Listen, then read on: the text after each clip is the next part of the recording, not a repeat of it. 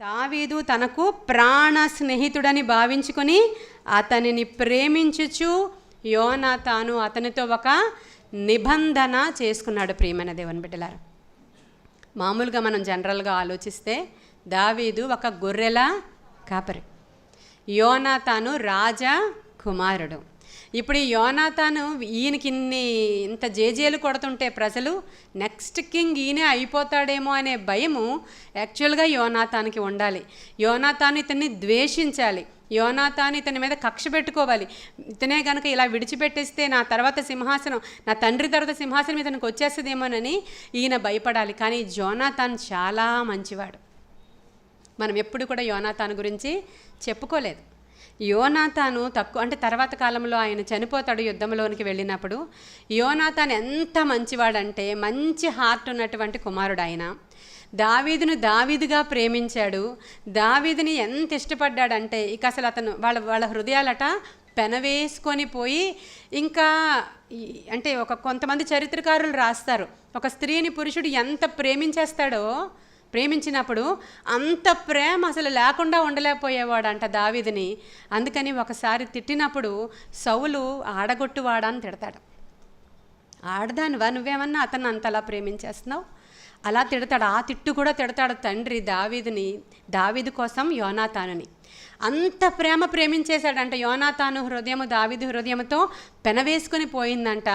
వాళ్ళిద్దరూ ప్రాణ స్నేహితులు అయిపోయారంట. ప్రియమైన దేవుని బిడ్డలారా, ప్రాణ స్నేహితులు అయిపోయి దావీదు రాజు అవ్వాలని హార్ట్ఫుల్గా కోరుకున్నాడు యోనాతాను. ఎందుకంటే దేవుని చిత్తము దావీదు మీద ఉందని, దావీదును దేవుడు అభిషేకించాడని, దేవుని చిత్తానికి తల వంచిన వాడు యోనాతాను.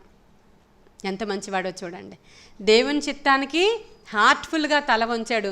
సింహాసనం ఎక్స్పెక్ట్ చేయలేదు, కానీ దావీదు రాజవ్వాలని హార్ట్ఫుల్గా కోరుకున్నాడంట. వాళ్ళిద్దరి స్నేహం దినదినము అభివృద్ధి చెంది వాళ్ళిద్దరూ కూడా ఒక నిబంధన చేసుకున్నాడంట యోనాతాను దావీదుతో. ఇక్కడ ప్రాణ స్నేహితులు అయిపోయారంట వాళ్ళిద్దరు కూడా. మనం ఇక్కడ అర్థం చేసుకుంటే ఆయన రాజకుమారుడు, ఈయన గొర్రెల కాపరి. వాళ్ళ స్టేటస్ వేరైనా సరే దేవుని యొక్క పర్పస్ని జ్ఞాపకం చేసుకుంటూ, ఈయన హీరోయిజాన్ని జ్ఞాపకం చేసుకుంటూ, ఇతని మంచి హృదయాన్ని దావీదు యొక్క దేవునితో దావీదుకున్నటువంటి ఆ మంచి రిలేషన్ని జ్ఞాపకం చేసుకొని యోనాతాను దావీదును ప్రేమించినట్లుగా దేవుడు మనల్ని ప్రేమించాడు. అవునా? ఆయన ఏమన్నాడంటే, మిమ్మల్ని నేను దాసులని పిలవక, చూడండి ఒకసారి, ఆయన ఎవరండి? భూమి ఆకాశాలను పట్టజాలని మహా గొప్ప దేవుడు. మహాకాశాలు దాటి ఉత్తర సభా పర్వతము మీద ఆయన సింహాసనం ఉంది. ఆయన అసలు నరులను మట్టితో సృజించాడు. మనము మట్టి. ఆయన ఈ మట్టిని ఏం చేస్తున్నాడు? ఆయన మిమ్మల్ని నేను దాసులని పిలవక స్నేహితులని పిలుస్తున్నాను అంటున్నాడు. హల్లెలూయా. యోహాను సువార్తలో ఒక మంచి మాట చెప్తారు ఆయన. తెరవండి యోహాను సువార్త 15వ అధ్యాయము 14-15 వచనాలు చదవండి.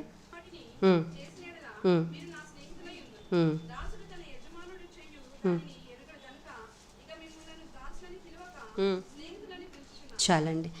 నేను మీకు ఆజ్ఞాపించిన ఆజ్ఞలన్నిటినీ చేసిన ఎడల అప్పుడు మీరు నాకు, ఇప్పుడు దేవుడు మనతో ఫ్రెండ్షిప్ చేస్తారు అని చెప్తున్నాను నేను. ఇప్పుడు రాజే మనతో ఫ్రెండ్షిప్ చేస్తారు అని చెప్తున్నాను నేను.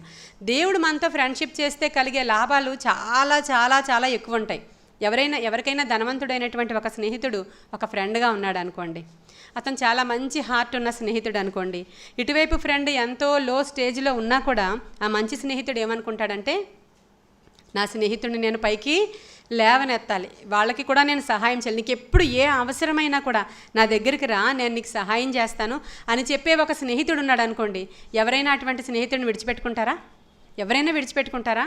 ఎవ్వరూ విడిచిపెట్టుకోరు. కానీ లోకం వేరుగా ఉంటుంది. ధనవంతులైన వారికి మాత్రమే స్నేహితులు ఉంటారు. ధనవంతులు కాని వారికి స్నేహితులు దూరంగా వెళ్ళిపోతారని మీకా గ్రంథకర్త రాస్తాడు. ధనవంతులైన వాళ్ళకి మాత్రమే స్నేహితులు ఎక్కువగా ఉంటారంట. యోబు మాట్లాడతాడు స్నేహితుల గురించి, నా స్నేహితులందరూ నన్ను విడిచి వెళ్ళిపోయారు. ఒకసారి యోబు గ్రంథం కూడా తెరవండి, ఆ మాటలు మీకు చూపిస్తాను. 19:14.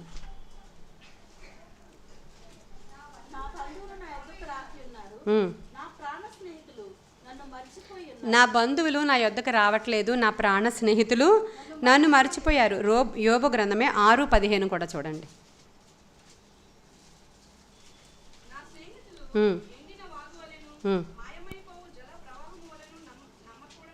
చూసారా, యోబు గారికి చాలామంది స్నేహితులు ఉన్నారంట. ఎందుకని? ఆయన అతి ధనవంతుడు గనుక.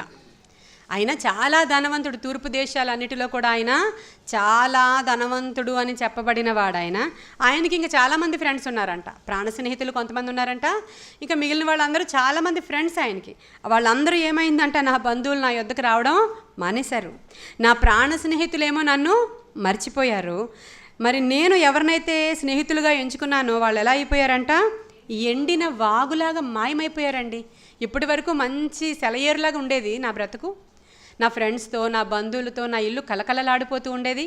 ప్రతి అరుణోదయాన గొప్ప గొప్ప బలులర్పించి, ప్రార్థనలు చేసి బలులర్పించిన మాంసాన్ని నా స్నేహితులందరికీ పంచేవాడిని నేను. ఇక ఇంటి నిండా స్నేహితులే, గలగలా ఉండేది మా ఇల్లంతా, ఎంతో బాగుండేది. అలా పారే సెలయేరు ఏమైపోయిందంటే సడన్గా ఎండిన వాగులాగా అయిపోయింది. ఎవ్వరు నా దగ్గరికి రారు. వస్తే నేనేమైనా డబ్బులు అడుగుతానేమోనని, వస్తే నేనేమైనా వైద్యం అడుగుతానేమోనని, వస్తే నా దగ్గరికి ఏమో వాళ్ళందరూ ఏమైపోయారంట, వాగులాగా ప్రవహించే వాగు మాయమైపోయినట్లు వాళ్ళందరూ కూడా మాయమైపోయారు. జలప్రవాహము వలె వాళ్ళు నమ్మకూడని వారు అయిపోయారు అని రాస్తున్నాడండి ఆయన. చూసారా ఈరోజు స్నేహితుల గురించినటువంటి వర్ణన. డబ్బు మన దగ్గరుంటే, పదవి మన దగ్గరుంటే, పరపతి మన దగ్గరుంటే, ఒక టాలెంట్ మన దగ్గరుంటే ప్రజలందరూ కూడా వారిని స్నేహితులుగా చేసుకోవడానికి ఇష్టపడతారు. ఇక ఇవేమి మన దగ్గర లేవు అనుకునేటప్పుడు మా ఇంటికి రావద్దు అని డైరెక్ట్గా చెప్తారు. కష్టకాలంలో ఉంటే అసలు మీరు రాకండి మా ఇంటికి అని చెప్తారు. మనం అడగడానికి వెళితే ముందే అడగడానికి వచ్చేసామేమో అని మేము ఇంట్లో లేము అని చెప్తారు. అవునా? ఇవన్నీ మనకి ఏమైనా కొత్త విషయాలా? కాదు కదా, క్రొత్త విషయాలు కాదు. అప్పుడు విరిగి నలిగిపోయి దీనస్థితిలో మనం ఉండి అయ్యో అని ఏడుస్తూ ఉంటే ప్రభు వచ్చి అంటాడు, అమ్మ ఎందుకు ఏడుస్తున్నావు అంటాడు. హల్లెలూయా. నేను ఆజ్ఞాపించిన ఆజ్ఞలన్నిటినీ గనుక అనుసరించి నీవు నడుచుకుంటే నేటి నుంచి నేను నీకు స్నేహితుడను. హల్లెలూయా.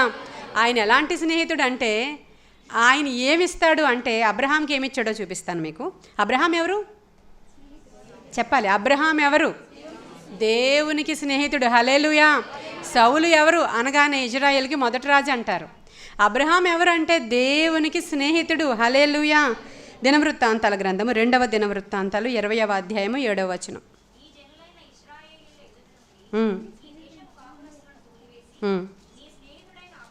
చూడండి, ఇంట్రడక్షన్ ఉంది అక్కడ. ఈ దేశపు జనాంగాన్ని ఇజ్రాయేలు ప్రజల ఎదుటి నుంచి తోలివేసి, ఒక దేశంలో ఒక ప్రజ నివాసం ఉందండి. ఇప్పుడు ఒక ప్రజ నివాసం ఉన్నప్పుడు ఇజ్రాయేలు ప్రజల కోసం దేవుడు ఆ భూమిని ఇవ్వాలనుకుంటున్నారు. ఆ భూమి పేరు పాలు తేనెలు ప్రవహించేటువంటి ఒక భూమి. అంటే ఆ వాటర్ అంతా పాలు ప్రవహిస్తాయని కాదు, పాడి పంటలు గల ఒక ఆశీర్వాదకరమైనటువంటి ల్యాండ్ అది.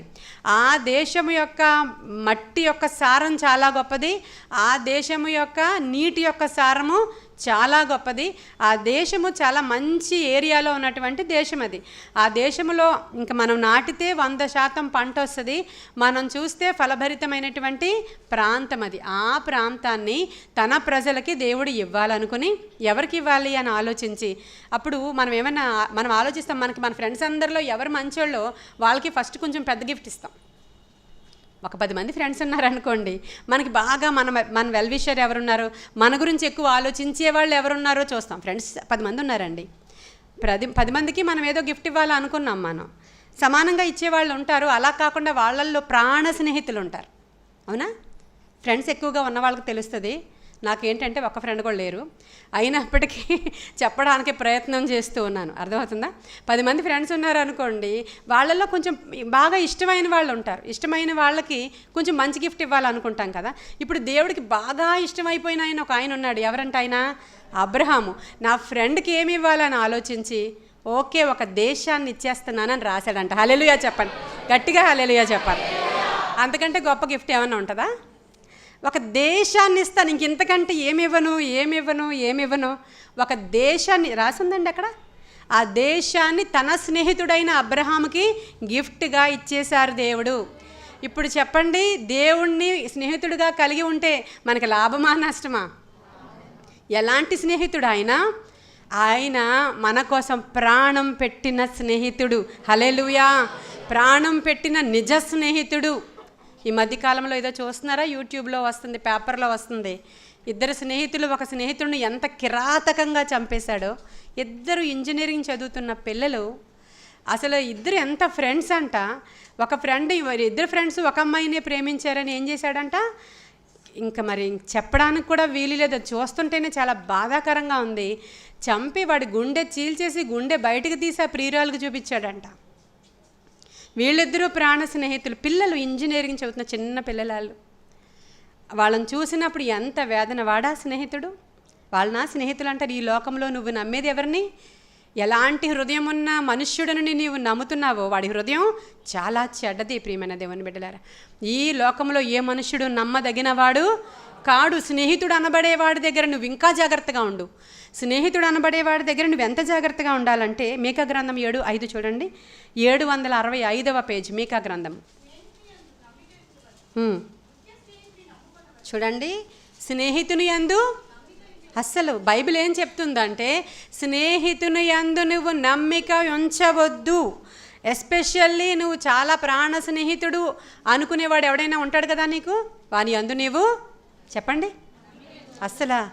అసలు ప్రాణ స్నేహితుడు అనుకునే వాని యందు నువ్వు ఎవరి యందు కూడా, మరి ఇప్పుడు ఎవరున్నారు మనకి ప్రాణ స్నేహితులు? నమ్మిక ఉంచొద్దని బైబిల్ చెప్తుంది. స్నేహితుని యందు అస్సలు నీవు నమ్మిక ఉంచొద్దు. ప్రాణ స్నేహితుడు అనుకునే వాని యందు అస్సలు నమ్మొద్దు నువ్వు అని చెప్తుంది. ఎందుకంటే దుష్టుని సహవాసము మంచి నడవడిని, వాడు ఎటువంటి వాడో. ఇప్పుడు తప్పిపోయినటువంటి కుమారుడు అనేటువంటి ఒక దృష్టాంతం ఉంటుంది లోకాసు వార్తలో.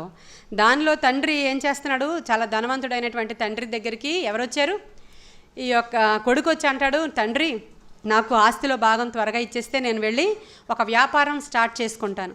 ఇలాగే ఉంచేస్తే నాకు ఎప్పుడు వ్యాపారం చేసుకోవడం వస్తుంది, నాకు వ్యాపారం చేసుకోవాలి, నాకు ఆస్తిలో భాగం ఇచ్చే అని అడిగాడు.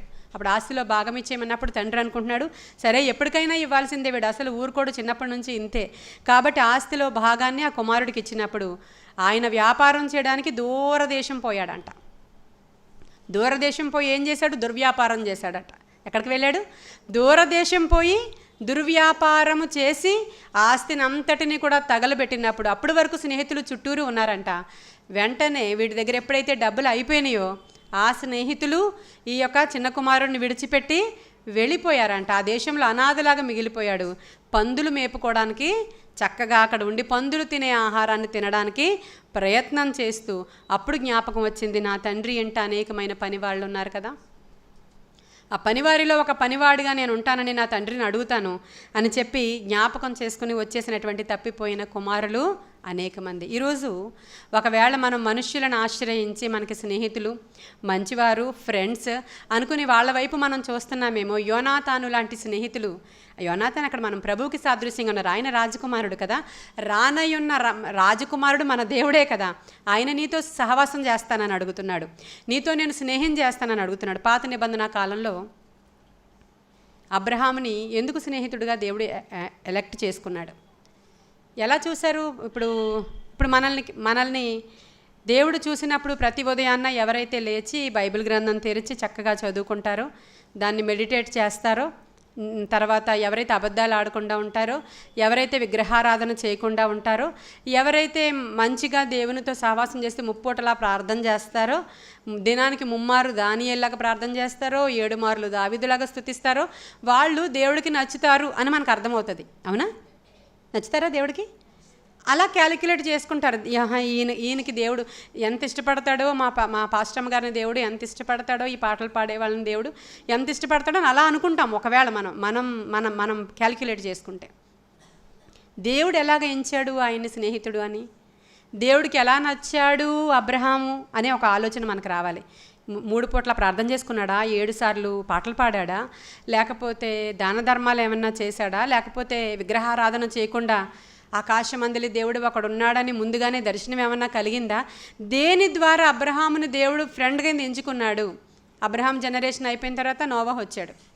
ఆయన కూడా 3 సార్లు ప్రార్థన చేశాడా, 7 సార్లు పాటలు పాడాడా, ఆయన ధర్మశాస్త్రాన్ని ధ్యానం చేశాడా, ఆయన విగ్రహారాధన చేయలేదు. ఎందుకు నచ్చాడు నోవాహు? ఆ జనరేషన్లో నోవాహు నచ్చాడు, ఈ జనరేషన్లో ఈయన నచ్చాడు. వాళ్ళకప్పటికి ధర్మశాస్త్రము ఉందా? దేవుడు తెలుసా? దేని ద్వారా వాళ్ళు మంచివాళ్ళు అని దేవుడు వాళ్ళని సెలెక్ట్ చేసుకున్నాడంటే వాళ్ళ మనస్సాక్షి ద్వారా. హల్లెలూయా చెప్పండి. అది మనస్సాక్షి యుగం అంటారు దాన్ని. మనస్సాక్షి, నీ మనస్సాక్షి నువ్వు ఇది చేస్తున్నావు తప్పు, ఇది చేస్తున్నావు రైట్ అన్నప్పుడు నీ మనసు నీ మీద అరే నువ్వు ఇది చేయకి తప్పు అని చెప్తుంది. నువ్వు వింటే కదా. అందుకని నీతిని అనుసరించి నడుచుకునే వారిలాగా ఆ జనరేషన్లో ఎవరున్నారో వాళ్ళ మీదకి దేవుని యొక్క కనుదృష్టి వెళ్ళింది. ఆ జనరేషన్లో నోవహు నీతిమంతుడుగా దేవుడికి కనిపించాడు. ఈ జనరేషన్లో అబ్రహాము నీతిమంతుడిగా కనిపించాడు. అబ్రహాముని అందుకని ఆయన మనస్సు మంచిది గనుక, అదే ఇందాక నుంచి ఆరాధన నుంచి చెప్తున్నాను, హృదయము. నీ హృదయం ఎలా ఉంది? నువ్వు ఎన్ని మార్లు చదివేసినా బైబిల్, ఎన్నిసార్లు పాటలు పాడేసినా, ఎంత ప్రార్థన చేసి దీర్ఘ ప్రార్థనలు చేసి 50, 40, 90 ఉపవాసాలున్నా నీ మనస్సు ఎలా ఉంది? నీ హృదయం ఎలా ఉంది? దేవుడు చూసేది నీ హృదయాన్ని. అబ్రహాముని అలా చూసినప్పుడు అబ్రహాం మంచివాడి కింద, మంచి హృదయం గలవాడి కింద దేవుడికి కనిపించాడు. అందుకని ఈయనతో నేను ఫ్రెండ్షిప్ చెయ్యాలి అనుకున్నాడు దేవుడు. హల్లెలూయా. చూసారా, దేవుడు కూడా మనతో ఫ్రెండ్షిప్ చేయాలనుకుంటాడంట. ఇందాకే చెప్పాను లాభం ఏంటుంటుందో నీకు. యోనాతానుతో ఫ్రెండ్షిప్ చేసినప్పుడు యోనాతాను కొన్ని సందర్భాల్లో ఆ చావు నుంచి తప్పిస్తాడు దావీదుకి. ఆయన కత్తి ఈటే తీసి ఆయన నడికట్ట తీసి ఆయనకి అప్పగిస్తాడు. యోనాతాను కూడా చాలా యుద్ధవీరుడు. మనం అనుకోవచ్చు దావీదు యుద్ధవీరుడు కాబట్టి ఈయన బహుశా చేతకాని వాడేమో. ఎవరు? యోనాతాను. ఈయన బాగా యుద్ధం చేసి ఇజ్రాయేలీల్ని రక్షించగలడు అని ఈయన ఒకవేళ ఈయన కెపాసిటీని బట్టి నచ్చుకున్నాడేమో అనుకోవచ్చు. కాదు, మీరు 13వ అధ్యాయం ఇంటికి వెళ్ళిన తర్వాత చదవండి. యోనాతాను గొప్ప యుద్ధవీరుడు. ఒకరోజు యోనాతాన్ దగ్గర 1000 మంది బెన్యామీనీలు సెక్యూరిటీ ఉండేవారు. సెక్యూరిటీ మీన్స్ అదే సైన్యం ఉండేది. వాళ్ళందరూ ఒక చోట ఉన్నారు. ఈయనకి యుద్ధ ఆయుధాలను మోసుకెళ్ళేటువంటి యుద్ధ సామాన్లు మోసుకెళ్ళేటువంటి ఒక అసిస్టెంట్ ఉన్నాడు. ఎవరికి? యోనాతానికి. అసిస్టెంట్ ఈయన కలిపి వెళుతూ ఉన్నప్పుడు అటువైపు శత్రు దండు ఉంది.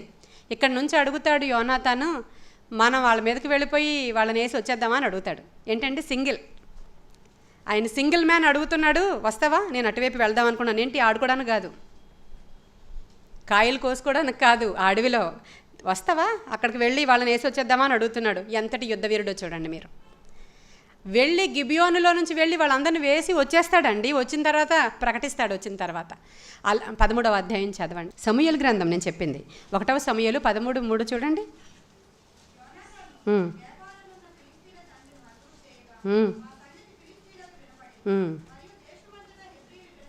ఇంకా ముందు నుంచి చదివితే యోనాతాను అడుగుతాడు. అక్కడ యుద్ధం చేసి అక్కడ వాళ్ళ దగ్గరికి వెళ్ళాలని చెప్పేసి ఈ దండు కాపరుల దగ్గరికి వెళదామా అని అడుగుతాడు. అడిగినప్పుడు అక్కడ మళ్ళీ యోనాతాను ఒక చాలా మంచి మాట మాట్లాడతాడు. ఏమంటాడంటే, వెళదామని చెప్తూ సున్నితి లేని దండి కాపరుల మీదకి పోదము రండి. ఒకవేళ యెహోవా అనేకుల చేతనైనను కొద్దిమంది చేతనైనను యెహోవా రక్షించుటకు యెహోవాకు అడ్డమా అని అడుగుతున్నాడండి ఆయన. చూడండి ఎవరి మీద ఆధారపడుతున్నాడు ఆయన. ఈయన సింగిల్ మ్యానే, కానీ ఎవరి మీద ఆధారపడుతున్నాడు? ఒకవేళ ఇప్పుడు మనం కొద్దిమందే ఉన్నాం, ఇద్దరం వెళుతున్నాం, అనేక మంది మన వెనకాల ఉన్నారు. యెహోవా కొద్దిమంది చేతనైనను అనేకుల చేతనైనను ఎలా అయినా సరే వాళ్ళని మనకు అప్పగించడానికి యెహోవాకి ఏమైనా అడ్డమా అని అడుగుతున్నాడు. హల్లెలూయా. ఇక్కడ మీరు ఆలోచన చేస్తే జోనాతానికి అన్ని క్వాలిటీస్ ఉన్నాయండి. సింహాసనం అధిష్ఠించడానికి ఏమీ పిరికివాడు కాడు, యుద్ధ వీరుడు. అలాగని ఒకవేళ దేవుని మీద ఏమైనా ఆధారపడలేదా అంటే దేవుని మీద ఎంత ఆధారపడ్డాడో చూడండి. కొద్దిమంది చేతనైనను అనేకుల చేతనైనను యెహోవా మనకు అప్పగించడానికి ఆయనకి ఏమైనా అసాధ్యమైనది ఉందా? ఎంత చక్కగా మాట్లాడుతున్నాడు. దేవునికి ఇష్టడుగా ఉన్నాడు జోనాతాన్. అక్కడ యుద్ధ వీరుడుగా ఉన్నాడు. దట్టు రాజకుమారుడు ఆయన. నెక్స్ట్ సింహాసనాన్ని అధిష్ఠించేది ఆయనే. హల్లెలూయా. ఇన్ని క్వాలిటీస్ ఉన్నా సరే జోనాతాన్కి సింహాసనం ఎందుకు రాలేదు? ఈరోజు నేను 2 విషయాలు మీతో డిస్కస్ చేయడానికి ఇష్టపడుతున్నాను. ఒకటి స్నేహితుడి గురించి. ఆయన మన ప్రియుడైనటువంటి మన ప్రభువు. ఆయనే మన స్నేహితుడు, ప్రాణప్రియుడు అని పాట పాడతాం మనం. కానీ ఆయన మనల్ని స్నేహితుడుగా ఎంచడానికి అవసరమైనటువంటి హృదయము మనలో ఉందా? మరి అబ్రహాములాగా. నోవహు ఆ తరమ వారిలో నీతిమంతుడని ఎంచబడ్డాడు. ఎందుకని నీతిమంతుడిగా ఎంచబడ్డాడంటే ఆయన హృదయం మంచిది. ఏం చెప్పాడో దేవుడు అది చేస్తున్నాడు. అదే యోహాను సువార్తలో న్యూ టెస్టిమెంట్లో మీకు ఉంటుంది. ఆయన ఆజ్ఞలను అనుసరించి నడుచుకొనిన ఎడల నీవు నాకు స్నేహితుడివై ఉందువు. ఇక్కడ దేవుడు ఏం చెప్పాడో అది చేస్తున్నాడు. అబ్రహాంకి ఏం చెప్పాడు? ఊరు విడిచి వచ్చే నాయన అన్నాడు, చేశాడు ఆయన. నోవహుకి ఏం చెప్పాడు? ఒక షిప్ తయారు చేయి నాయన. 2 కూడా శూన్యంలో చూసే విధానమే, అవునా? ఊరి విడిచి ఎక్కడికి వెళ్ళాలి? శూన్యం. నేను ఎందుకు వెళ్ళాలి? శూన్యం. ఈ దేవుడు అనేవాడి యొక్క బొమ్మ ఏమన్నా ఉందా? శూన్యం. ఆయన ఎలా ఉంటాడు? ఆకారం ఏమైనా ఉందా? శూన్యం. నేను ఎక్కడికి వెళ్తాను అయినా తెలీదు. ఆయన చెప్పినప్పుడు ఈయన హృదయం నమ్మిందంతే బయలుదేరాడు. ఊరిలో ఉన్న వాళ్ళందరూ అడుగుతున్నారు, అబ్రహాం అన్నయ్య ఎక్కడికి వెళ్తున్నావు, మామయ్య ఎక్కడికి వెళ్తున్నావు, తాతయ్య ఎక్కడ, అవునా అడగరా? మన ఊరిలో ఇదేనా రిలేషన్స్ ఉంటాయి, పిలుస్తున్నారు వెళ్ళిపోతుంటే, మామయ్య ఎక్కడికి వెళ్తున్నావు అంటే తల ఊపుతున్నాడు ఆయన. అన్నయ్య ఎక్కడికి వెళ్తున్నావు, చిన్నాన్న ఎక్కడికి వెళ్తున్నావు, నేను వస్తానని బయలుదేరాడు ఒకడు కదా. ఇలా అందరూ అడుగుతుంటే ఏమో తెలియదు. చూడండి ఆన్సరు, ఎక్కడికి వెళ్తున్నాడంట ఏమో తెలియదు. అప్పుడు ఈయన ఎలా కనబడుతున్నాడు అందరికీ? వెర్రివాడిలాగా. దేవుణ్ణి మనము నమ్మి దేవుని వైపు తిరిగి ఆయనని కంప్లీట్గా విశ్వాసం ఉంచి ఆయన ప్రేమలో వెళ్ళిపోతూ ఉంటే లోకానికి మనం వెర్రివారిలాగా కనిపిస్తాం. లోకం మనల్ని అలా చూస్తుంది, లోకాన్ని పట్టించుకోకుండా దేవుని వైపే మన గురి నిరిపి వెళ్ళిపోతూ ఉంటే దేవునికి ఎంతో ఇష్టమైపోతాం మనం. హల్లెలూయా. అలా ఇష్టమైపోయాడు అబ్రహాము. ఎక్కడికో తెలియదు, గురి గమ్యం తెలియదు, దేవుడు చెప్పాడు వెళ్ళిపోతున్నాను నేను. ఇప్పుడు నోవహు కూడా ఇంతే. అసలు వర్షం అనేది భూమి మీద పడలేని టైంలో, నీటి చుక్క ఆకాశంలోంచి పడుతుంది అని ఇంకా తెలియలేని యుగంలో జలప్రళయం వస్తుంది, ఒక షిప్ తయారు చేయ అన్నాడు ఆయన. షిప్ జలప్రళయం వస్తుంది తయారు చేయంటే సరే దేవుడు చెప్పాడు, ఇలా కొలతలు ఉండాలయ్యా, చెక్క ఎంత ఉండాలయ్యా, కీలు ఎంత ఉండాలయ్యా, కిటికీ ఎక్కడ పెట్టాలయ్యా, డోరు పైన పెట్టాలయ్యా. అసలు ఆలోచిస్తే మీకు కొంచెం తల తిరుగుతుంది అనమాట. డోర్ పైన పెట్టాలా, పైనుంచి ఎలా మీకు అర్థమవుతుందా? షిప్కి ఎక్కడ పెట్టారు డోర్? కిటికీ పైన. ఇదేంటి? సరే ఏం అడగలేదు, నీలాగా నాలాగా అంత తెలివైనవాడు కాదు ఆయన. ఆయన ఏం చెప్పాడో అది చేసే తెలివైనవాడు ఆయన. అదంతా చేస్తూ 120 years మనస్సాక్షి నిమిత్తమైనటువంటి ప్రకటనలు చేశాడంట నోవహు. రక్షించబడండి, మారు మనస్సు పొందండి, ఇదిగో జలప్రళయం రాబోతుంది, ఆయన ప్రీచ్ చేశాడు. పేతురు రాసిన పత్రికలో ఉంటుంది. నోవహు ప్రకటించాడు. దేని గురించి ప్రకటించాడంటే మనసు, ధర్మశాస్త్రం చెప్పడానికి ఏమీ లేదు, యేసయ్య ఉన్నాడని చెప్పడానికి ఏమీ లేదు, ప్రకటించడానికి అక్కడ ఏమీ లేదు. ఏం ప్రకటిస్తున్నాడు? మనసును మార్చుకోమని. కేవలం మారు మనస్సు కొరకైనటువంటి పిలుపు. అంటే ఇప్పుడు ఏం మారాలి మనకి ఇక్కడ ఉన్నవారికి? మనసు, అంతే. ఇంకేం మారాలి? నీకు మారు మనసు లేకపోతే నువ్వు బాప్తిస్మం తీసుకున్నా వేస్టే, ఎన్ని పాటలు పాడినా వేస్టే, ఎంత ఆరాధన చేసినా వేస్టే. నీ మనసు మారకుండా నువ్వు ఎంత భక్తి చేసినా కూడా వేస్టే. నీ మనసు మారడం అంటే దేవునికి ఇష్టమైన మనసు. ఇందాక యోహాను సువార్త 14వ వచనంలో నేను చెప్పించాను. ఏంటది? ఏం విషయం అది? నా ఆజ్ఞలను అనుసరించి నడుచుకొనిన ఎడల మీరు నాకు స్నేహితులై ఉంటారు. ఇప్పుడు దేని ద్వారా వాళ్ళని కొలిచాడు దేవుడు అంటే ఈ నోవహుని. ఆయన మనస్సాక్షి మంచిది, ఆయన మనసు మంచిది. ప్రకటించాడు కానీ ఇంట్లో వాళ్ళు తప్ప వీధిలో వాళ్ళు ఎవరు కూడా వినలేదు. ఈ ఇంట్లో వాళ్ళందరూ కూడా ఆ రోజు బాప్తిస్మం తీసుకున్నారు. దేంట్లో? పైనుంచి జలప్రళయం, కిందనంతా నీరు, మధ్యలో వాడ. హల్లెలూయా. వాళ్ళు అలా బాప్తిస్మం తీసుకున్నారు. ఎర్ర సముద్రంలో దాటిల్లే వాళ్ళు అలా బాప్తిస్మం తీసుకున్నారు. చూసారా? ఒక్కొక్క యుగంలో ఒక్కొక్కలాగా ఉంటుంది. హోలీ స్పిరిట్ కూడా ఒక్కొక్క యుగంలో ఒక్కోలా ఉంటుంది. ఆదికాండంలో ఎలా ఉంటారు? ఆయన జలముల మీద అల్లాడేటువంటి ఆత్మ ఆదికాండంలో కదా. తర్వాత కాలం నిర్గమాకాండ దగ్గరికి వచ్చేటప్పటికి, లేవికాండం దగ్గరికి వచ్చేసరికి ఆయన పరిశుద్ధాత్మ నిర్గమాకాండలో గాలిలాగా వచ్చారు. అవునా? బలముగా వీచే గాలి వలె వచ్చి ఎర్ర సముద్రాన్ని, అంటే ఒక్కొక్క స్టేజ్లో పరిశుద్ధాత్ముడు ఒక్కొక్క రకంగా. తర్వాత సమూయేలు గ్రంథం దగ్గరికి వచ్చేటప్పటికి పరిశుద్ధాత్ముడు నూనె వలె. హల్లెలూయా చెప్పండి. ఆ పరిశుద్ధాత్మ అభిషేకం వారి తల మీద ఎలాగా?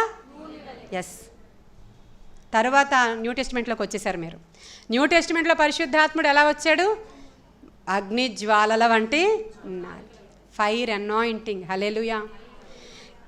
అంటే మనం బైబిల్ని నమ్మేటప్పుడు, చదివేటప్పుడు కూడా దేవుడు ఎంత గొప్పవాడో ఆయా జనరేషన్స్కి తగ్గట్టుగా ఆయన ఎలాగ మనల్ని ప్రోత్సహిస్తున్నాడో. ఇంకా ప్రతిదానికి బేస్ నేను ఒకటే చెప్తున్నాను. మరలా ఇక్కడ బాప్తిస్మం ఇచ్చే యోహాను వచ్చాడు. ఏం ప్రకటించాడు? మారు మనస్సు. ఇక ఎవరు వచ్చినా నీకు ప్రకటించేది మనస్సు మారి నీవు రూపాంతరము చెందితేనే కానీ నీవు దేవుని రాజ్యంలో ప్రవేశించవు. అంతే. ఈరోజు మీ హృదయం మారాలని నేను కోరుకుంటున్నాను. మన హృదయాలు దేవునికి అర్పించాలని కోరుకుంటున్నాను నేను. మన హృదయాలన్నీ కూడా నిర్మలమైన హృదయాలుగా మార్చబడాలి అని కోరుకుంటున్నాను. ఇప్పుడు నీ హృదయం దేవుని హృదయంతో పెనవేసుకుంటేనే నీకు ఫ్రెండ్షిప్ జరిగేది. ఇప్పుడు ఈరోజు ఎందుకు కోరుకుంటున్నాను నేను? యోనాతాను హృదయం దావీదు హృదయంతో పెనవేసుకుని పోయిందంట. సో దావీదు యోనాతాను వాళ్ళిద్దరూ ఒక నిబంధన చేసుకున్నారంట. ఈరోజు నీవు దేవుడితో నీవు ఫ్రెండ్షిప్ చెయ్యాలి అని ఆశపడితే నీ హృదయం దేవుని హృదయంతో సూట్ అవ్వాలి. నీ హృదయం దేవుడు చూసినప్పుడు నాకు వీడు నచ్చాడు అనిపించాలి, నాకు ఈమె నచ్చింది అనిపించాలి. ఇదిగో ఈమెలో పశ్చాత్తాపం వచ్చింది కాబట్టి నేను ఖచ్చితంగా ఈమెతో నేను ఫ్రెండ్షిప్ చేయొచ్చు, ఈయనతో నేను ఫ్రెండ్షిప్ చేయొచ్చు అని ప్రభువు ఎప్పుడు కూడా ఇంకా ఓపెన్ ఇన్విటేషన్ ఇచ్చారు మనకి. ఎప్పుడైనా నువ్వు వెళ్ళి అడగొచ్చు. ఆయన నీతో నీ ఫ్రెండ్షిప్ గ్రూప్లో యాడ్ చేసుకుంటారు. ఆయన ఫ్రెండ్షిప్ గ్రూప్ ఒకటి ఉంటుంది, దాంట్లో యాడ్ చేస్తారు. అంతేనా? అలాగనే అంటారు. అంతేనా? సైమన్ లేడా? సైమన్ ఎక్కడికి వెళ్ళాడు? కరెక్ట్గా సైమన్ అడిగాను. ఓకే, ఫ్రెండ్షిప్ గ్రూప్లో యాడ్ చేసుకుంటూ ఉంటారు కదా మీరు. అంతే అవునా? కరెక్టేనా? అందరు డౌట్గా చూస్తున్నారేంటి? నిజమేనా? ఉంటాయా గ్రూప్స్? అలా యాడ్ చేసుకుంటారంట దేవుడు మనల్ని రోజు. అలా యాడ్ చేసుకుని మనకు ప్రతిరోజు గుడ్ మార్నింగ్ మెసేజ్ పెడతారు, ప్రతి నైట్ గుడ్ నైట్ మెసేజ్ పెడతాడు. ఆయన మర్చిపోరు. ఆయన మనల్ని మర్చిపోయేవాడు కాడు. ఎప్పుడు ఇంటర్నెట్ ఫెయిల్ అవ్వదు అయింది, ఎప్పుడు ఫెయిల్ అవ్వదు. ఎప్పుడు వైఫై కనెక్షన్ చాలా స్పీడ్లో ఉంటుంది. తెలుసా మీకు? ఆయన తండ్రి అనగానే ఎస్ మై చైల్డ్ అంటాడు. ఆయన కునుకడు, నిద్రపోడు. నీకు అవసరమైనప్పుడు నీవు మొర్ర పెట్టుమో, నేను నీకు ఉత్తరం ఇస్తాను. నిగూఢమైన సంగతులు మర్మాలు నేను బోధిస్తాను. నీకు తెలియకుండా నేనేమీ చెయ్యను. హల్లెలూయా. నీకు నేను తెలియకుండా నేనేం చేయనమ్మా, నీకు అన్నీ చెప్పే చేస్తాను. ఎంత గొప్ప దేవుణ్ణి కలిగి ఉన్నామండి ఈరోజు. ఎంత గొప్ప దేవుణ్ణి కలిగి ఉన్నావు. నీ మనసు సరిగా లేని కారణంగా నీతో ఆయన ఫ్రెండ్షిప్ చేయలేకపోతున్నారు ప్రియమైన దేవుని బిడ్డ. ఇంకా నీతో సహవాసం చేయలేకపోతున్నాడు. నీ మాటలు బాగోలేవు, నీ చూపులు బాగోలేవు, నీ ప్రవర్తన బాగోలేదు, నీ హృదయం బాగోలేదు. ఈరోజు సరి చేసుకుంటావా?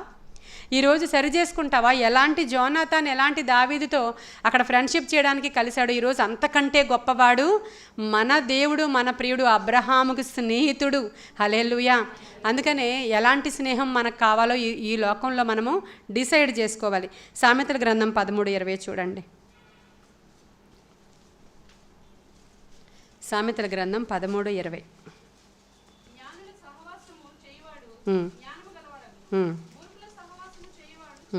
చూడండి, జ్ఞానులతో సహవాసం చేసేవాడు జ్ఞానం గలవాడవుతాడంట, మూర్ఖులతో సహవాసం చేసేవాడు చెడిపోతాడంట. ఇప్పుడు మన సహవాసం ఎవరితో ఉండాలి? 1వ యోహాను పత్రిక తెరవండి. మన సహవాసం ఎవరితో ఉండాలో చెప్తున్నారు అక్కడ. 1వ యోహాను పత్రిక 1వ అధ్యాయము 3వ వచనం.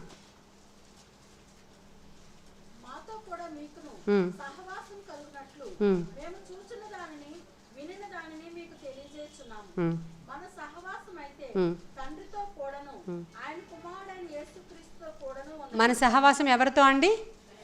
తండ్రితో కూడాను ఆయన కుమారుడైన యేసుక్రీస్తుతో మన సహవాసం. హల్లెలూయా. యేసుక్రీస్తుతో మనం సహవాసం చేయాలి అని అంటే జ్ఞానుల సహవాసం చేయవాడు జ్ఞానవంతుడు అవుతాడు, మూర్ఖుల సహవాసం చేయవాడు చెడిపోతాడు. వాడు దుష్టుని సహవాసం ఏం చేస్తుందట? మంచి నడవడిని చెరిపేస్తుందంట. అందుకనే మీరు మోసపోవద్దు అని బైబిల్ సెలవిస్తూ ఉంది మనకి. మరి ధనము గలవారికి అధికముగా స్నేహితులు ఉంటారని చూపించాను కదా, మీకు చెప్పాను నేను. కాబట్టి ఈరోజు నీ స్నేహము ఎవరితో? ఫ్రెండ్షిప్ విషయంలో కూడా చాలా జాగ్రత్తగా ఉండాలి మీరు ఈరోజు. ఇదొకటే కాదు, మీరు ఎవరితో ఫ్రెండ్షిప్ చేస్తున్నారు, ఎటువంటి మనుష్యులతో ఫ్రెండ్షిప్ చేస్తున్నారు, ఎటువంటి స్త్రీలతో ఫ్రెండ్షిప్ చేస్తున్నారు, పురుషులు ఎటువంటి పురుషులతో ఫ్రెండ్షిప్ చేస్తున్నారు. అవసరమా ఈ మనుషులతో మనం అధికమైన ఫ్రెండ్షిప్ కలిగి ఉండడం? అవసరమా అంటే ఎంత మేరకు అవసరమో అంతే లెవెల్లో మనము ఫ్రెండ్షిప్ చేయాలి తప్ప అంతకంటే మించి ఫ్రెండ్షిప్ చేస్తే అది మనం గోతిలో పడిపోతాం వెళ్ళిపోయి. చాలామందికి ఫ్రెండ్స్ చాలా ఎక్కువ మంది ఉంటారు. వాళ్ళు ఫ్రెండ్స్ మాటే వింటారు. చాలా ఎక్కువ మందిని నేను విన్నాను వాళ్ళ గురించి. వాళ్ళ హస్బెండ్కి చాలామంది ఫ్రెండ్స్ ఉంటారంట. వాళ్ళు ఏం చెప్తే ఈయన అదే వింటాడు. పలానా చోట లోన్ పెడితే మంచిదిరా అని చెప్తే అక్కడే పెడతాడంట ఆయన. పలానా బైక్ కొంటే మంచిదంటే ఆయన అదే కొంటాడంట. ఇక్కడ భార్య ఎంతో చెప్తుంది, పిల్లలు ఎంతో చెప్తారు, కానీ ఆయన ఫ్రెండ్స్ మాటే వింటారండి అని చెప్తుంటారు చాలామంది. స్త్రీలు కూడా అంతే, వాళ్ళ ఫ్రెండ్స్ మాటే వింటారంట, ఆయన చెప్పిన మాట నెక్స్ట్ తర్వాత వింటారంట. ఈ లోపల జరగాల్సిందంతా అక్కడ జరిగిపోతుంది. అధికమైన స్నేహితులు ఉండడం ఏమంత మంచిది కాదు, నాకు ఎంతమంది ఫ్రెండ్స్ ఉన్నారని. అవును, రీసెంట్గా మా అబ్బాయి 3 రోజుల క్రితం అడుగుతున్నాడు, వాళ్ళ డాడీని అడుగుతున్నాడు, మీకు ఫ్రెండ్స్ ఉన్నారా, మీరు రోజు ఫ్రెండ్స్తో మాట్లాడుతున్నారా డాడీ, ఏం చేస్తున్నారు మీరు మరి అని అడుగుతున్నాడు. అడుగుతుంటే నాకు ఎవరు ఫ్రెండ్స్ లేరు, ఏమైనా అవసరమైనప్పుడు ఎవరైనా కొలీగ్స్తో మాట్లాడతాను అంతే అన్నారు. అప్పుడు నేను చెప్తున్నాను, నాకు కూడా ఫ్రెండ్స్ లేరు కదా అన్నాను పక్క నుంచి వాళ్ళ డాడీతో మాట్లాడుతుంటే. వాడు ఏమన్నాడంటే, మీకు బోల్డ్ మంది డిసేబుల్స్ ఉన్నారు కదా, వీళ్ళందరూ నా వెనకాల ఉన్న వాళ్ళు ఎవరు, స్వాతి, లిల్లీ గారు, వీళ్ళందరూ డిసేబుల్స్ కదా, మీకు చాలామంది డిసేబుల్స్ ఉన్నారు కదా, మీకు ఫ్రెండ్స్ లేకపోయినా పర్వాలేదు. వింటున్నాడు వాడు, అక్కడ ఉన్నాడు, వింటున్నాడు, ఆన్లైన్ ఉన్నాడు వాడు. ఫ్రెండ్స్ లేకపోయినా పర్లేదు, మీరేంటి గొప్పగా చెప్తున్నారు, ఫ్రెండ్స్ లేరు డాడీ కానీ, అది మంచిది కాదు. సైకలాజికల్గా ఫ్రెండ్స్ ఉండాలి, ఆయన సైకాలజిస్ట్ కాబట్టి. బైబిల్ ఏం చెప్తుంది, వద్దయ్యా నీకు అధికమైన ఫ్రెండ్స్ ఉండడం మంచిది కాదు. వాళ్ళు ఎలాంటి వాళ్ళు నువ్వు ముందు చూసొస్తావేంటి, వాడి యొక్క ఇన్ఫ్లుయెన్స్ నీ మీద బలంగా పడి నీవు కూడా అటువంటి వాడిగానే చెడిపోతావు. ప్రాణ స్నేహితుని అస్సలు నమ్మొద్దు. మీకా గ్రంథకర్త చెప్తున్నాడు, ప్రాణ స్నేహితులు అనేవాళ్ళు మీకు ఎవరైనా ఉంటారా, అస్సలు నమ్మొద్దు. యోబు కూడా అలాగే నమ్మాడు, కానీ యోబు కష్టకాలంలో ఎవరు కూడా ఆయనకి సహాయం చేయలేదు. అన్నీ కూడా లిమిట్లో ఉంచండి, చాలా మంచిది. ఫ్రెండ్స్ ఎక్కువ ఉంటే టైం ఎక్కువ వేస్ట్ చేయాలి. రోజు మాట్లాడకపోతే ఏమీ మర్చిపోయావా, నన్ను ఫోన్ చేయలేదని అడుగుతారు వాళ్ళు, అందుకని మాట్లాడాలి, అప్పుడు టైం అంతా వేస్ట్ కదా. అవునులే ఇప్పుడు మీరు మారిపోయారులే అందుకనే మాతోడు మాట్లాడరు అంటారు వాళ్ళు, అప్పుడు నువ్వు మొక్కమాటం కొద్దీ ఏదో చేయాల్సి వస్తుంది. అధికమైన ఫ్రెండ్షిప్స్ ఇక్కడ ఈ లోకానుసారమైన స్నేహాలు అవి మంచివి కాదు అని బైబిల్ సెలవిస్తుంది. నీకు ఒక స్నేహితుడు ఉన్నాడు, ఆయన నీ కోసం ప్రాణం పెట్టినవాడు. కష్ట సమయంలో, నష్ట సమయంలో, ఏ సమయంలోనైనా ఆయన నిన్ను ఆదుకొనుటకు సమర్థుడు. ఆయన చాలా ధనవంతుడు, ఆయన నీకు ఏదైనా చేయగల సమర్థుడు, ఆయన నీకు ఏదైనా ఇస్తాడు. హల్లెలూయా. నీవు అడగాలే కానీ నీ నుంచే న్యూ జనరేషన్ని పుట్టించాడు అక్కడ. హల్లెలూయా. అబ్రహాము నుంచి ఇసుక రేణువుల విస్తారంగా జనరేషన్ పుట్టించి నీ గర్భములో నుంచి రాజులను తీసుకొస్తాను నేను. హల్లెలూయా. నీవు ఇసుక రేణువుల వల్ల నీ సంతతి విస్తరిస్తుందయ్యా. నేను ఇంకేమి ఇవ్వాలో నాకు తెలియట్లేదు ఫ్రెండ్షిప్ కొద్దీ ప్రభువుకి. తర్వాత నోవహ కాలంలో ఆయన బిడ్డల్ని అక్కడి నుంచి న్యూ జనరేషన్ తీసుకొచ్చాడు దేవుడు. సరే, ఇలా చెప్పుకుంటూ వెళ్ళిపోతే బైబిల్ అంతా కూడా చాలా ఎక్కువ సంగతులు మనం గ్రహిస్తాము. ఆయన మనల్ని ఈరోజు దాసులని పిలవక స్నేహితులని పిలుస్తుంది. ఇప్పుడు ఎలా అండి, మా హృదయం ఎలా ఉందో ఎలా తెలుసుకోవాలి? నీ హృదయ పరిశీలన ఎలా? అది వాక్యపు అద్దంలోనే తెలుసుకోవాలి. వాక్యం అనే అద్దంలోనే నీ ముఖం ఎలా ఉందనేది తెలుస్తుంది. చాలామందికి బండ బారిపోయిన హృదయాలు ఉంటాయి ప్రియమైన దేవుని బిడ్డ. ఎంత చెప్పినా వాళ్ళు వినరు. కొంతమందికి అసలు మనస్సాక్షి వాత వేయబడిపోయిందంట, ఇక అది మనస్సాక్షి పనిచేయదు. కుష్ఠరోగం వచ్చింది, దానికి వాత వేయబడిందంటే ఏంటది? కుష్ఠరోగం వచ్చిన వాడికి పిన్ పెట్టి కుష్ఠరోగం వచ్చిన ఏరియాలో మీరు ఇలా పొడిచి చూడండి. చేతికి కుష్ఠరోగం వచ్చింది అనుకోండి, దాన్ని ఇలా పిన్ పొడిచి చూడండి, సెన్స్ ఉండదు. ఏ పార్ట్ అయితే కుష్ఠరోగం వచ్చేస్తుందో శరీరంలో ఆ పార్ట్లో సెన్స్ ఉండదు ప్రియమైన దేవుని బిడ్డ. మరి ఈరోజు మనకి ఎక్కడ ఏ పార్ట్లో సెన్స్ లేదో ఆ పార్ట్కి ఏమొచ్చినట్లు? కుష్ఠరోగం వచ్చినట్లు. ఆ మనస్సాక్షి ఒకవేళ ఏమాత్రం నీ మీద నేరారోపణ చేయకుండా నువ్వు మంచోడివే అని చెప్తుందేమో ఒకవేళ. బైబిల్ చెప్తుంది, మీరందరూ పాపము చేసి దేవుని మహిమను దొంగిలించారు, పొందలేకపోతున్నారు. ఒకసారి పశ్చాత్తాపపడండి.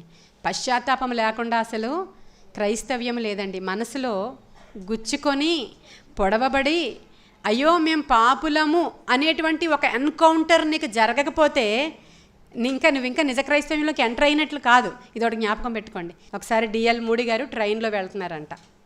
ట్రైన్లో వెళుతుంటే ట్రైన్లో సహజంగా జరుగుతూ ఉంటుంది కదా, ఎదురు సీట్లో చక్కగా పేకాడుకుంటున్నారంట. అందరు రౌండ్గా కూర్చొని పేకాట ఆడుతున్నారంట. ఆడుతూ ఉంటే పేకాట ఆడేవాళ్ళకి తెలుస్తుంది, హ్యాండ్ కలపండి అంటారు. తెలుసా ఎవరికైనా? హ్యాండ్ ఏంటి సార్, ఒక హ్యాండ్ ఏంటి అంటారు అనమాట, ఒక చెయ్యి వేయండి అంటారు. అప్పుడు మూడి గారు చెప్పారంటే నాకు హ్యాండ్ లేదు అన్నారంట. నాకు హ్యాండ్ లేదు అన్నారంట. హ్యాండ్ లేదా? అదేంటయ్యా బాబు 2 చేతులు పెట్టుకుని అలా మాట్లాడుతున్నావు అంటే, ఈ హ్యాండ్స్ దేవుడికి ఇచ్చేసాను. హల్లెలూయా. ఈ హ్యాండ్స్ దేవుడికి ఇచ్చేసానయ్యా, నా దగ్గర నా ఓన్ హ్యాండ్స్ లేవు, ఇవి గాడ్ హ్యాండ్స్. హల్లెలూయా. నా హార్ట్ దేవుడికి ఇచ్చాను, ఓన్ హార్ట్ లేదు నాకు. హల్లెలూయా. నా దేవునితో పెనవేసుకొని పోయింది నా హృదయం. నా సొంత హృదయంలో నా దేవుడు ఉన్నాడు, ఆయన చెప్పినట్లు ఆయన్ని ప్రేమిస్తున్నాను, ఆయనతో ఎక్కువ సావాసం చేయాలి. హల్లెలూయా. కాబట్టి మన ఇంట్లో మంచి కుటుంబ ఆరోగ్యవంతమైనటువంటి కుటుంబం ఉండాలని, బిడ్డలు తల్లిదండ్రులు ఫ్రెండ్స్ లాగా, తల్లిదండ్రులు పిల్లలు ఫ్రెండ్స్ లాగా ఉండాలి. మీ పిల్లలు ఏం చేస్తున్నారంటే ఏమో నాకు తెలీదు, ఎవరితో మాట్లాడుతున్నారంటే ఏమో నాకు తెలీదు, ఎప్పుడు వస్తారంటే ఏమో నాకు తెలియదు. వద్దండి అలా. పిల్లలతో మనము సహవాసముగా పెంచాలి వాళ్ళని, వాళ్ళతో అనుదినము మాట్లాడాలి మనం. కాబట్టి ఇవన్నీ విషయాల్ని జ్ఞాపకం పెట్టుకుందాం ఈరోజు. పిల్లలతో మంచి సహవాసం, ఇంట్లో వాళ్ళతో మంచి సహవాసం, దేవునితో మంచి సహవాసం. ఎందుకంటే మన ఇద్దరికి మధ్యలో ప్రభువు ఉన్నారు. ఆయన మన ఫ్రెండ్ గ్రూప్లో ఆయనే ఫస్ట్ ఉంటాడు, ఆయన అడ్మిన్. ఆయన తర్వాతే ఇటు నువ్వు, ఇటు నీ భర్త, అటు నీ పిల్లలు ఉంటారు. ఎంత బాగుందో చూడండి. తర్వాత మన సహవాసము ఆత్మీయులతో, హల్లెలూయా. మన సహవాసము పరిశుద్ధులతో, మన సహవాసము వారితో కలిపి క్రీస్తుతో, హల్లెలూయా. ఇక మనము వెనక్కి తిరిగి చూసుకోవద్దు. దేశాన్ని నీకు అప్పగిస్తాడో, రాష్ట్రాన్ని నీకు అప్పగిస్తాడో, సింహాసనాలని నీ బిడ్డకిస్తాడో, నిన్ను ఎలా చేస్తాడో, హల్లెలూయా.